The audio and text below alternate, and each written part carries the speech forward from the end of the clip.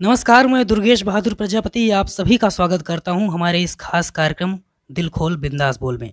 और आज हमारे साथ हैं हमारे बचपन के मित्र आशीष पांडे जी। और मैं आप सभी को सबसे पहले ये बताना चाहूँगा कि आशीष जी हमारे गांव के ही हैं और आदर्श पड़ोसी हैं, जिनसे चीनी, चाय पत्ती और भगोने का रिश्ता रहा है। और मुझे एक गीत याद आ रहा है, ज़िंदगी ये लाई हमें कहाँ, कोई इरादा तो रहा होगा भला।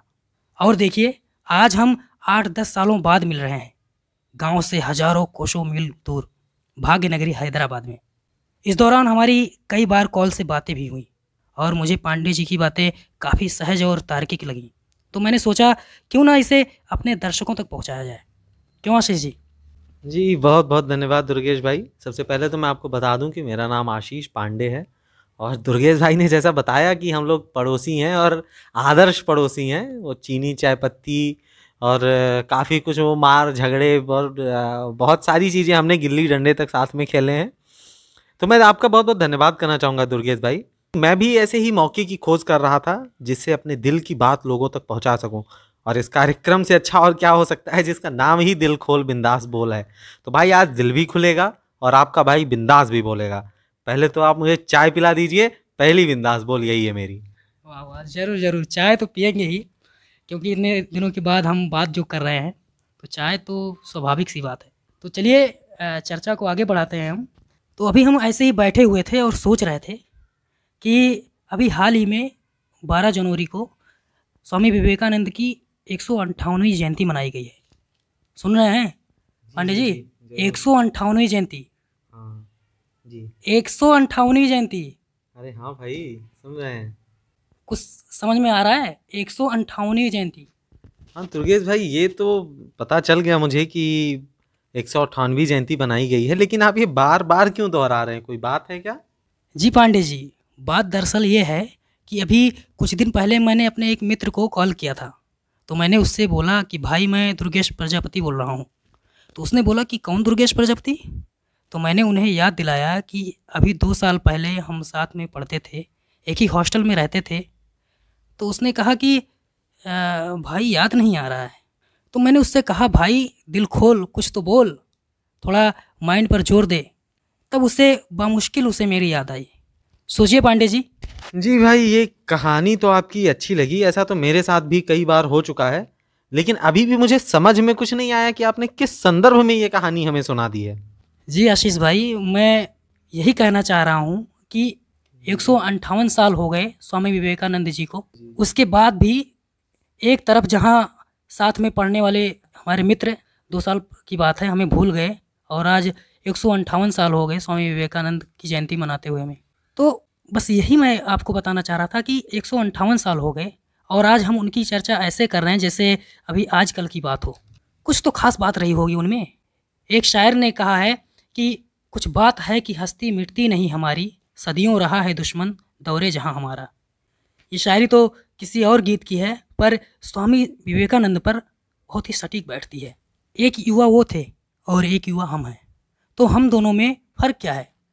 आपसे पहले ये जानना चाहता हूँ। जी दुर्गेश भाई, अभी जब आप कह रहे थे, आप जब वो कहानियाँ सुना रहे थे मुझे, तो मुझे तो ऐसा लग रहा था कि मतलब चलिए हंसी मजाक की बातें हो रही हैं, लेकिन आपने काफ़ी जो है गहराई वाली बात कर दी कि अभी मैं सोच में पड़ गया हूँ। वाकई एक युवा वो थे, हमारी ही एज में वो थे जब पूरा विश्व जान गया था उन्हें, और एक युवा हम हैं जो अभी यही नहीं जान पाए हैं कि हमें करना क्या है। हमें आज भी हमारे घर वाले कहते हैं अरे अभी बच्चे हैं, अभी गोल, इनको क्या पता कि क्या करना है। और एक युवा वो थे जिन्होंने पूरी दुनिया को बता दिया कि उनका दुनिया का गोल क्या है, इस समाज का गोल क्या है, इस संस्कृति का गोल क्या है, इस देश का गोल क्या है। वाकई आपने बहुत ही बड़ी बात कर दी। ये एक ऐसा विषय है, आपने बहुत ही अच्छा विषय उठाया है। एक्चुअली मैं आपको बताना चाहूँगा, स्कूल टाइम पे मैं डिबेट किया करता था, भाषण दिया करता था। तो अब तक मैंने कुल 21 भाषण दिए थे, उसमें से 11 का जो विषय था वो स्वामी विवेकानंद जी ही थे। अच्छा। तो वाकई आपने बहुत ही अच्छी विषय पर और ऐसे विषय पर चर्चा की जिसके बारे में मुझे काफ़ी कुछ पता है। मैं इनको बचपन से ही फॉलो करता आया हूँ। मैं इनके जो है इनके कहे गए वक्तव्यों पे मैं काफ़ी कुछ सोचता हूँ, गहन विचार करता हूँ, उनको फॉलो करने की कोशिश करता हूँ। हो तो नहीं पाता है उतना, लेकिन फिर भी कोशिश करता हूँ। आपने जो कहा कि वो युवा और हम युवा, इसमें फर्क क्या है? स्वामी विवेकानंद जी ने एक बात कही थी, उत्तिष्ठ जागृत प्राप्य वरण निबोधत, यानी कि उठिए, जागिए और अपने लक्ष्य को प्राप्त करिए। हम क्या है, हम तो 10 बजे सो के उठते हैं। हम जब जगते हैं, हम डायरेक्ट जो है जगते हैं, हम उठते नहीं हैं। इसका अर्थ ये है कि हम जो है यही नहीं जान पाते कि हम उठ गए हैं या जग गए हैं। उन्होंने कहा है पहले उठिए, फिर सोचिए, और सोचने को ही जागृति कहते हैं। जब इंसान सोचता है तब वो जग जाता है कि उसे करना क्या है। विवेकानंद जी ने एक बात कही थी, talk to yourself once in a day, अपने आप से दिन में एक बार बात करिए, otherwise you may miss meeting an intelligent person in this world. नहीं तो आप जो है एक बहुत ही बुद्धिमान प्राणी से आप नहीं मिल पाएंगे, जो कि दुनिया का सबसे बुद्धिमान प्राणी है। समझ रहे हैं आप? उन्होंने कहा है कि इस संसार में सबसे जो महान प्राणी है, सबसे जो बुद्धिमान प्राणी है, वो आप हैं। तो खुद से बातें करिए, अंतः चिंतन करिए, मनन करिए। हमारे धर्म में भी ये चीजें लिखी गई हैं, वो कुंडलिनी जागरण और जो है योग प्राणायाम, ये सब इन्हीं के प्रकार हैं। तो पहले खुद से बातें करिए, खुद को अपना वो इंपॉर्टेंस दीजिए। हम क्या है, हम जो है बताएंगे शाहरुख खान बहुत अच्छे हैं, सलमान खान बहुत अच्छे हैं, अक्षय कुमार बहुत अच्छे हैं, जो है रोनाल्डो बहुत अच्छे हैं, मेसी बहुत अच्छे हैं। हम क्यों नहीं अच्छे हैं? ये आपने बहुत अच्छी बात कही कि हम दूसरों को फॉलो करने की कोशिश करते हैं, लेकिन वो वहाँ पर कैसे पहुँचे उस मर्म को नहीं पकड़ पाते जी हैं। एक्चुअली देखिए, मेसी अगर आज मेसी है ना, तो वो इसलिए है क्योंकि वो मेसी है। कुछ लोग कंफ्यूज हो गए होंगे, लेकिन मेसी अगर आज मेसी है तो वो इसलिए है क्योंकि वो मेसी है। वो रोनाल्डिनो नहीं बना, वो मैराडोना नहीं बना, वो मेसी बना। सचिन अगर आज सचिन है तो वो सचिन थे इसलिए सचिन है। विराट कोहली ने सचिन को फॉलो किया होता तो आज शायद विराट कोहली को कोई नहीं जान रहा होता, लेकिन विराट कोहली ने विराट कोहली को फॉलो किया है। तो विवेकानंद जी ने यही बात कही है कि पहले खुद को जानिए। विवेकानंद जी ने एक और बात कही थी कि आप जो है पहले एक विचार को उठाइए, फिर उसे अपने जीवन का विचार बनाइए, फिर उसके बारे में सपने देखिए, फिर उसको जो है अपने जीवन में ढालिए, अपने जीवन में उतारिए, और तब जाकर आपका वो विचार जो है पूरी दुनिया मानेगी, आपके विचारों का अनुसरण पूरी दुनिया करेगी। आप जब खुद किसी और के अनुसरण में लगे हैं तो आप कहां से आगे बढ़ पाएंगे? तो पहले खुद का स्मरण कीजिए, खुद का अनुसरण कीजिए, तब जाकर आप कुछ कर पाएंगे। बहुत ही अच्छी बात आपने कही कि जब तक हम खुद को नहीं जान पाएंगे हम क्या हैं, ये इस एक इंसान है, मनुष्य हैं, तो उस मनुष्यत्व को नहीं पहचान पाएंगे, उस मर्म को नहीं समझ पाएंगे, तो हम कुछ कर ही नहीं पाएंगे। जी जरूर। अभी आप मुझसे कह दीजिए कि मैं विराट कोहली बन जाऊं, तो मुझे बैटिंग ही नहीं आती, मैं विराट कोहली कैसे बन पाऊंगा? तो विवेकानंद जी ने कहा कि वर्षों की तपस्या करने की आपको आवश्यकता तब है जब आपका ध्यान नहीं लग रहा हो। जब एक व्यक्ति फुटबॉल खेल रहा होता है तो उसका जो गोल होता है वो गोल पोस्ट होता है, उसमें ये भी वो नहीं देखता है कि सामने गोली खड़ा है। वो जो गोली है वो भगवान को प्राप्त करने के बीच में जो बाधाएं आती हैं ना, वो उसका सूचक है। तो जब एक गोल करने वाला सिर्फ गोल पोस्ट को देखता है, वो गोली को नहीं देखता है, तो आप ऐसे ही अपने जीवन की समस्याओं को मत देखिए, उनको टैकल करिए, उनसे भिड़िए और आप गोल करिए, और इसी तरह से आप भगवान की प्राप्ति कर सकते हैं। अगर आप गोली को देख रहे हैं, यानी कि आप समस्याओं को देख रहे हैं, तो जूता उतारिए, किसी और को मौका दीजिए और आप आके दर्शक बन के बैठ जाइए। ये बात तो सही है कि जब तक हम प्रयास नहीं करेंगे, कहते हैं कि गलतियों से इंसान सीखता है, जब तक हम स्ट्रगल नहीं करते हैं, लड़ते नहीं हैं, तब तक, और जब तक हारेंगे नहीं तब तक हम सीख नहीं पाएंगे, तब तक हम आगे नहीं बढ़ पाएंगे। जी बहुत सही बात आपने कही। लेकिन मुझे बहुत दुख होता है, लोगों ने मुझे जो है युवा दिवस के दिन हैप्पी यूथ डे, हैप्पी युवा दिवस की हार्दिक शुभकामनाएं भेजी। मैंने किसी को इस पर रिप्लाई नहीं किया और ना ही मैंने किसी को ये भेजा। अब कुछ लोग इस पे कुछ लोगों ने मुझे कॉल किया और बोले कि आप तो मतलब जो है विवेकानंद जी को बहुत ज़्यादा फॉलो करते थे और आप विवेकानंद जी के बहुत बड़े प्रशंसक थे, तो आपने युवा दिवस के लिए एक पोस्ट तक नहीं डाला। तो मैंने उन्हें बताया कि मैंने इसलिए पोस्ट नहीं डाला क्योंकि मैं वाकई जो है विवेकानंद जी का बहुत बड़ा प्रशंसक हूँ। आपने ही एक वीडियो बनाया था, मैंने देखा था वो वीडियो, जिसमें आपने एक चीज़ कही थी कि जो देशभक्ति होती है ना, आजकल जो देशभक्ति है वो 2 बार जागृत होती है। साल की शुरुआत यानी कि 26 जनवरी को, और फिर सो जाती है, और फिर वापस 15 अगस्त को जागृत होती है। कहीं ना कहीं है जी। तो वही बातें हैं। देखिए लोग कहते हैं कि युवा दिवस, अरे युवा दिवस क्या है? सबसे पहले तो हमें ये भी जानने की आवश्यकता है कि युवा दिवस हम मनाते क्यों हैं। तो युवा दिवस हम क्यों मनाते हैं? हम भी तो यही नहीं समझ पा रहे हैं। अरे वो विवेकानंद जी की जयंती है, वो युवा थे, उन्होंने इस देश को जो भी उनका नाम रोशन किया, उन्होंने परचम लहराया, युवा अवस्था में किया, इसलिए जयंती है, उसको हम लोग युवा दिवस कहते हैं। लेकिन इसका मतलब क्या है आखिर? अगर विवेकानंद जी ने कहा था आप विवेकानंद मत बनिए, सिर्फ उनके जो है एक एक गुणों को लीजिए, जो अच्छाइयां हैं उनके एक एक गुणों को लीजिए, और ऐसे एक विवेकानंद के पीछे मत घूमिए, आप सब विवेकानंद बनिए। आप विवेक बन जाओ, मैं आनंद बन जाता हूं, हम विवेकानंद बन जाते हैं। लेकिन होता क्या है, हम कहेंगे अरे दुर्गेश भाई विवेकानंद जी को फॉलो करो, जीवन में तरक्की करोगे। दुर्गेश भाई भी यही चीज किसी और को चिपका देंगे। हम क्या है ना कि हम खाली जो है भेड़ चाल चलते हैं। हम खाली जैसे कि योग दिवस आया तो आपने भी जो है फोटो खींचे होंगे, सोशल मीडिया पे पोस्ट किए होंगे, स्टेटस डाले होंगे, तो योग दिवस के दिन हम योग करते हैं। बस यही है हमारा, हमें सिर्फ दिखावा करना है। तो कोई मतलब नहीं है युवा दिवस का। कौन सा ऐसा दिन है जो युवा का नहीं है? विवेकानंद जी ने यही तो समझाने की कोशिश की थी। एक बार उनके पास एक माता जी आई, तो विदेश में, अमेरिका में, तो उन्होंने कहा कि मैं आपसे विवाह करना चाहती हूँ। तो स्वामी जी ने कहा कि मैं जो है सन्यासी हूँ, मैं विवाह नहीं कर सकता हूँ। तो उन्होंने कहा कि नहीं नहीं, मैं आपसे ही विवाह करूंगी। तो विवेकानंद जी ने उनसे पूछा कि ये बताइए पहले कि आपका मुझसे विवाह करने का उद्देश्य क्या है? आपके अपने देश में बहुत से नागरिक हैं जो आप विवाह के योग्य हैं। तो उन्होंने कहा कि मैं आपसे इसलिए विवाह करना चाहती हूँ जिससे मुझे आपके जैसा ओजस्वी पुत्र प्राप्त हो। तो स्वामी जी ने आओ देखा ना ताओ डायरेक्ट उनके पैर पकड़ लिए और बोले, माता जी मैं आपका पुत्र हूं, आपको मुझसे विवाह करने की आवश्यकता ही नहीं है, मैं ही आपका पुत्र हूं। ये होती है सोच। तो ये फर्क है हम में और उनमें। आज जो आपका वो 2 साल का पहले का मित्र जो आपको भूल गया, वो इसीलिए आपको भूल गया क्योंकि आपकी सोच इतने प्रभावी नहीं थे, आपके विचार इतने प्रभावी नहीं रहे होंगे। मैं ऐसा नहीं कह रहा हूं कि आपके विचार प्रभावी नहीं है, मैं तो आपसे ज्यादा ही प्रभावित हूं, लेकिन फिर भी कहीं ना कहीं उसके लिए। लेकिन आज विवेकानंद जी को 158 साल बाद भी याद करते हैं तो इसलिए क्योंकि उनके विचार प्रभावी थे। तो हमें उनके लिए युवा दिवस मनाने की जरूरत नहीं है। अरे उनको जानना है तो हर एक व्यक्ति विवेकानंद बने। और विवेकानंद बनेगा कैसे?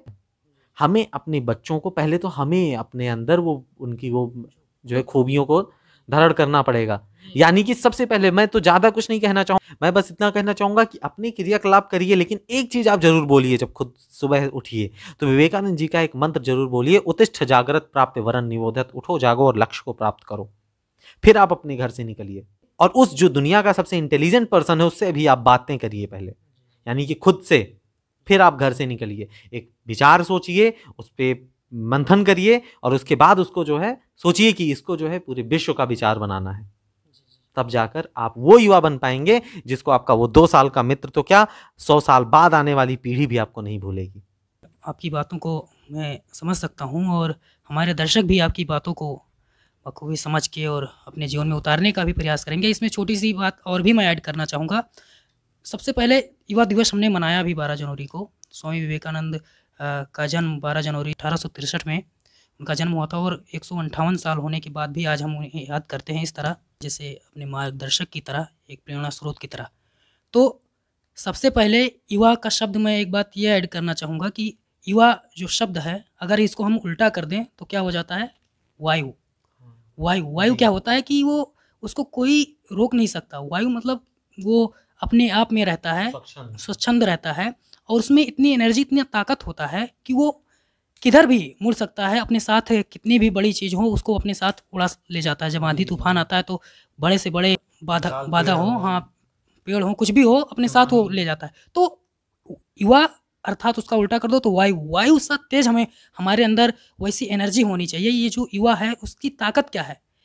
अगर हर व्यक्ति अपने, जो इंसान है, मनुष्य है, वो अपने उस मनुष्यत्व के गुण को पहचान ले और उसको, वो उस गुण को पहचानने के बाद उस वायु जो युवा शक्ति है उसको पहचान ले, अपने अंदर महसूस कर ले कि मैं युवा हूँ, मैं कुछ भी कर सकता हूँ, तो वो वास्तव में कुछ भी कर जाए। जैसे हमारे महापुरुष हुए हैं, आज हम स्वामी विवेकानंद को याद कर रहे हैं, बहुत सारे ऐसे महापुरुष हुए हैं, भगत सिंह, सुभाष चंद्र बोस, ऐसे कितने न जाने कितने महापुरुष हुए हैं जिनको हम आज अपने प्रेरणा स्रोत मानते हैं, उनकी जयंती मनाते हैं। तो यही कारण है कि वो उस चीज़ को पहचान कर और उसको उन्होंने विकसित किया है, उस गुण को। जैसे एक एग्जाम्पल मैं ये देना चाहूँगा कि जैसे एक बीज होता है, उसको अगर आप अच्छा खाद पानी दो तो वो धीरे धीरे इतना विशालकाय वृक्ष बन जाता है कि वो हज़ारों लाखों लोगों को छाँव देता है, बहुत सारी चीज़ें देता है। वैसे ही एक इंसान बच्चा होता है, जन्म के बाद उसको अगर अच्छा वातावरण दिया जाए, अच्छे संस्कार दिए जाएँ, अच्छा माहौल दिया जाए, तो धीरे धीरे वो इतना बड़ा बन जाएगा कि समाज को, देश को एक नया रास्ता दे जाएगा, लोगों को बहुत कुछ दे जाएगा। तो इसी चीज़ को पहचानने की आवश्यकता है हमें, इस मनुष्यत्व को, इस युवा शक्ति को पहचानने की आवश्यकता है। जी, आपने जो अभी कहा कि युवा का जो उल्टा होता है वायु होता है, और वायु जो है पेड़ों को उखाड़ सकता है, सुनामी भी वायु का एक कारनामा है। लेकिन मैं बताना चाहूँगा आज का जो युवा है ना, उसे गुब्बारे में भरी हुई हवा बनना पसंद है, जो थोड़ी देर के लिए तो जो है कन्याओं को खुश करता है, जो थोड़ी देर के लिए बच्चों को खुश करता है, जो थोड़ी देर के लिए मनोरंजन करता है, लेकिन वो दीर्घकालिक नहीं बन पाता है।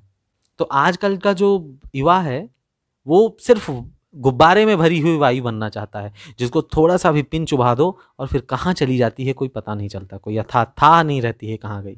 तो प्रॉब्लम बस यही है कि हम अपनी शक्तियों को नहीं पहचानते हैं, और यही चीज़ विवेकानंद जी ने कही है कि पहले खुद से बात करो, पहले खुद को बोलो, खुद को ये कहो, अपने अंदर के उस इंटेलिजेंट पर्सन से बात करो कि तुम हो कौन।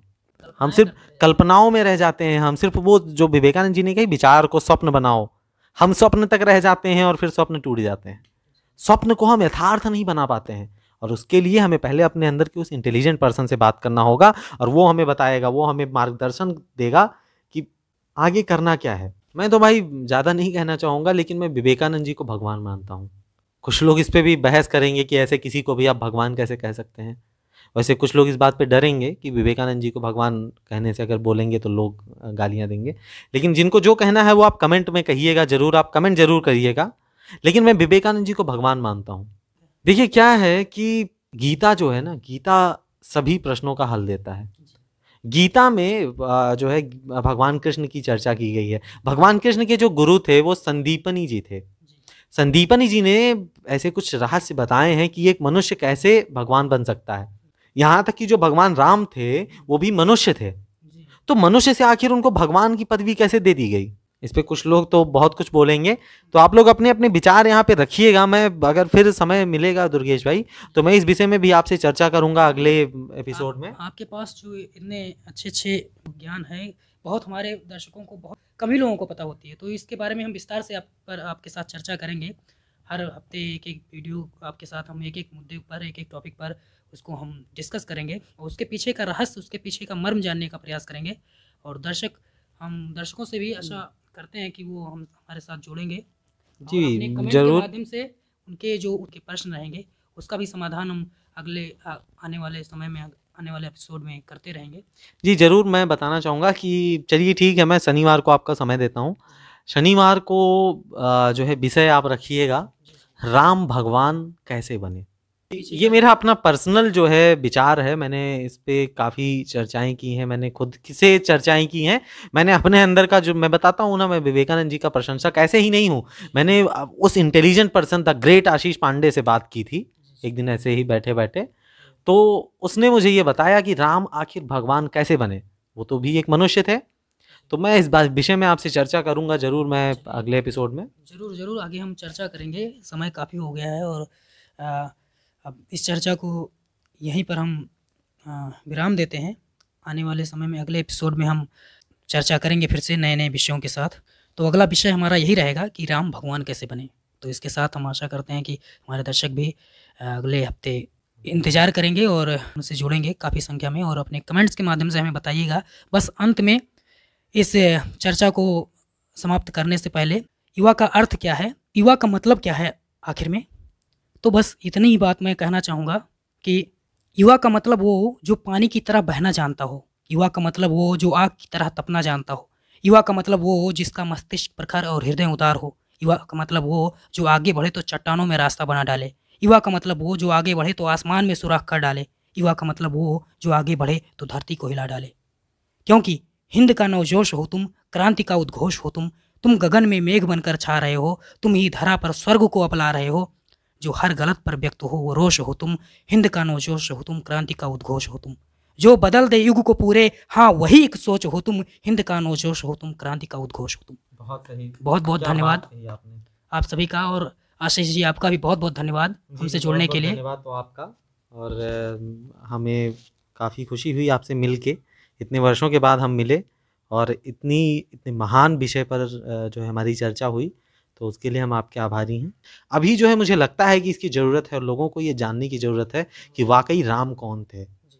जी, तो इस विषय में हम अगले एपिसोड में चर्चा करेंगे, और आप सभी से कहना चाहेंगे लाइक करिए, कमेंट करिए और ज़्यादा से ज़्यादा जो है शेयर करिए।